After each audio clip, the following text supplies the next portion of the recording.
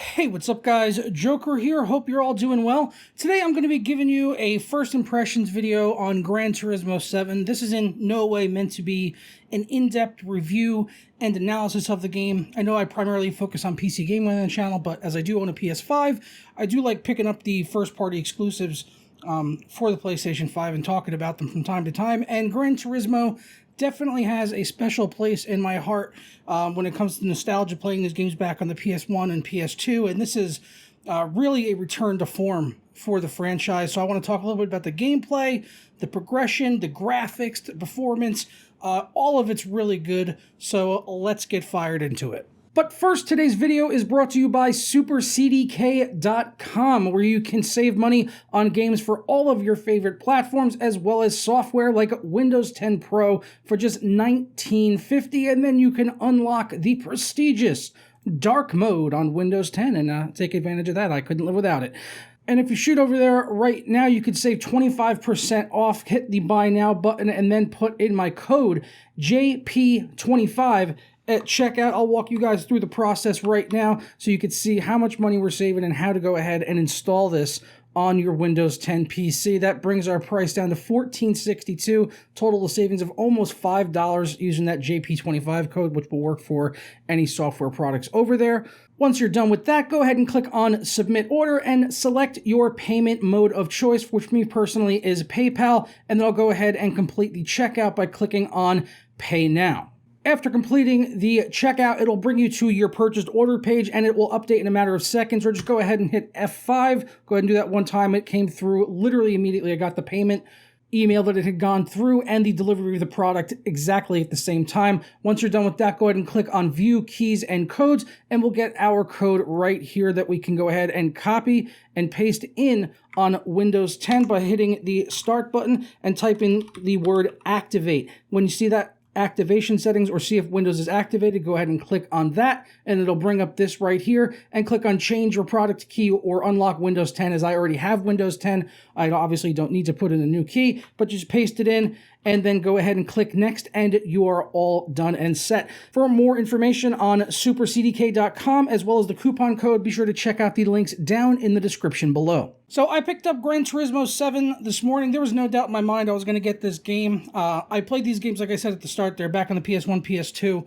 I would probably Gran Turismo 3 or 4 was really the last entry into the franchise that I sat down and played. I'm not a huge racing fan by any means, and I really don't tend to lean towards the simulator type racing games. So it's actually quite odd and rare for me to pick up any sort of racing game and put any significant amount of time in.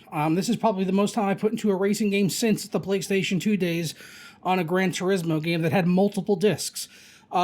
So yeah, it's saying a lot that I actually am still enjoying the game and stuff like that. And really what it comes down to, honestly, with these games, I feel like that they do better than the rest, at least in my personal opinion. I know everyone's got their favorites, is the progression. Just the carrot and the stick model of keeping you wanting to play more and more and more to just unlock that next thing. Whatever that next thing is, even if it's just a license in the game, you know, getting all the licenses and trying to get the gold rating and all the license tests and all that stuff, which there's a trophy for this game, which is going to be incredibly difficult. I was having trouble with just stopping the car within a certain amount of time frame and stuff like that to get the gold for that on the first 2 license tests. So I don't see a platinum trophy in my future in Gran Turismo 7, and I'm definitely not the best racing game player by any means, but that doesn't mean I don't enjoy the hell out of these games. Again, it comes back to the progression, unlocking the new cars, the licenses, the new maps, and then leveling up these cars. And again, I'm the furthest thing from a gearhead. I'm not the type of person that likes to work on cars or, buy like dozens of cars or anything. Not that I could afford them anyway. Don't get me wrong. I love looking at cars. I've been known to go to a car show from time to time. But I'm the furthest thing from a gearhead that knows about every single nut and bolt under the hood and, tweaking cars and stuff along those lines. But I definitely appreciate the beauty of cars. And this game is nothing more than really a love letter to automobiles, honestly. Like the whole presentation of it and everything is just top notch. And you can really tell that the people that make this game care about cars a lot, because they jump into more than just racing and leveling up your cars and your ranks and stuff. They actually try to go out of their way to teach you about these cars and, you know, the history of the different types of vehicles, you know, your hot hatchbacks and, you know, Japanese compact vehicles and European compact vehicles and the differences between them and what they're better at and weaker at in certain areas. And they actually do they do convey that information in a very easily digestible way where, you know, even a novice out there doesn't know a damn thing about cars is probably going to pick up some knowledge playing on Gran Turismo 7. So I really do appreciate that stuff. And the racing, the handling on the vehicles and everything, I've always thought Gran Turismo has always done that better than any other franchise. I know there's ones that are probably more realistic and stuff, but those ones are too realistic for me. And this game strikes a great balance, and I feel like the Gran Turismo games have kind of always done that better than other ones. But again, I know people that are maybe hardcore racing sim fans might disagree with me, and I'm sure there's all these different nuances and stuff to the racing sim world that I might not be privy to or have the knowledge of. But for me, someone that likes to casually jump on these games every few years when they come out with a new title that is really pushing the hardware, you know, I think it plays really well. And the online component seems to be fairly robust as well. Looking forward to hopping on that and playing some races with friends and things along those lines. And of course, we can't talk about Gran Turismo 7 on the PlayStation 5 without talking about the visuals, the performance, resolution, all that stuff. Digital Foundry did a very thorough breakdown on it, which is really where I'm getting most of my information from in regards to performance, because I don't have the means to actually test frame rates on consoles. But the game seems to pretty much run at a locked 60 frames per second, even if you are in the prioritized ray tracing mode, which doesn't come as a surprise because sadly the ray tracing is not applied in the actual races, but pretty much everywhere else in the game. So when you're in the garage, if you're just looking at cutscenes of the vehicles, or when you're watching back the replays after the race, which the Gran Turismo games have always been the best at, in my opinion, all that stuff is ray traced. But when they are in the replays and stuff like that, if you have the ray tracing mode on, the game does get locked to 30 frames per second, which isn't that big of a deal, honestly, especially when they're throwing on, you know, tons of ray tracing reflections and on all the vehicles and stuff, which really just bring the game to life, and the replays look absolutely fantastic. I do, however, wish there was a ray tracing type of performance mode where we could get ray tracing in the races themselves, because this game, regardless of whether you prioritize frame rate or ray tracing, the game runs at native 4K. That's the best information I can get on it so far. It seemed that it was initially running months ago in earlier builds at 1800p with checkerboard rendering, but now it is running at full native 4K to the best of my knowledge. And the races are all 60 frames per second, unless you're in an extremely taxing and somewhat rare situation, like the beginning of a race at night with the rain, and you've got a full pack of cars in front of you. In those cases, you can see some dips in the frame rate in the game, but honestly, I've yet to see a single one of those scenarios in about 4 to 5 hours of playing the game, since I got up this morning and started just caning on it. So the frame rate has been absolutely fantastic, and when I do prioritize the ray tracing mode, which I do because I like to have those, I love watching back the replays and, you know, seeing all the gorgeous stuff on there and going into the photo mode, and you can kind of go into like a walking mode almost, where you're just basically a floating camera, honestly, and you can kind of go around and get a little bit better look at details of the track and all that stuff, and, like, you know, real tracks and everything around the world. And I've just been absolutely loving Gran Turismo 7. Just great nostalgia goggles, honestly. And I can't even say nostalgia goggles, because usually that means that the memory that you have of the thing from when you were younger doesn't really hold up, except this is hitting on all cylinders, pun intended, of every memory that I have from the old Gran Turismo games, and just takes it up to 11 in terms of the visuals and the overall presentation and the progression system in the game. And I can't recommend it enough. If you have a PS5 and you're fortunate enough to have one to be able to play this game, or even if you can, I'm not really too sure what the performance situation or resolution is like on the PS4 or the PS4 Pro. I just haven't really looked into it, honestly. But on the PS5, it's fantastic, and I really do hope that at some point this game could come to the PC.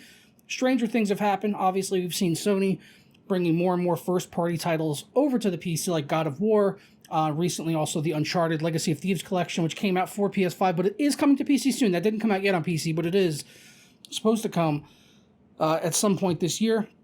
And I definitely have hopes that maybe in a year or so, maybe we'll see Gran Turismo 7 come over to the PC. But let me know your thoughts for the game down in the comments below, especially if you're a huge racing fan and you've had a chance to play Gran Turismo 7 in the few hours that it's been out so far.